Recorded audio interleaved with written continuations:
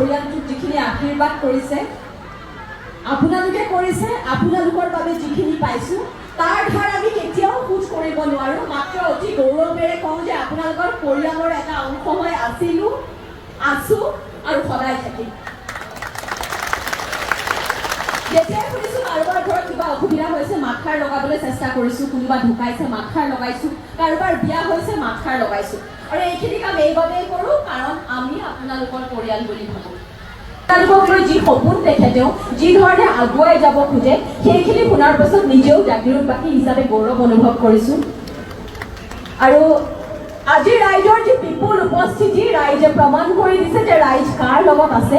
আৰু তাৰ পিছত নতুনকৈ মই একো ক'বলগীয়া নাই, মাত্ৰ সকলোৰে ওচৰত অনুৰোধ, আমাৰ মানুহখিনিয়ে এটাই সৰু ভুল কৰোঁ, সেইটো হ'ল নিৰ্বাচনৰ দিনা আমি সকলোৱে ভাৰতীয় জনতা পাৰ্টীক সমৰ্থন কৰোঁ যদিও কি ভাবোঁ বাৰু?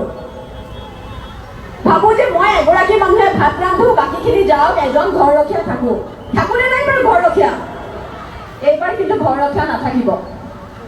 কাৰণ এই যে এজন এজনকৈ 100জন মানুহ হয়, সেই 100জন ঘৰ ৰখীয়াৰ ভোটকেইটা নোপোৱাৰ বাবেই হয়তো আমি নিবিচৰা এজন প্ৰাৰ্থী জয়ী হৈ অহা 5টা বছৰ পুনৰ আমাৰ বাবে কাম নকৰি আমি যিখিনি পাবলগীয়া সেইখিনিৰ বাবে হাঁহুমুনীয়া কাঢ়ি থাকিব লাগিব।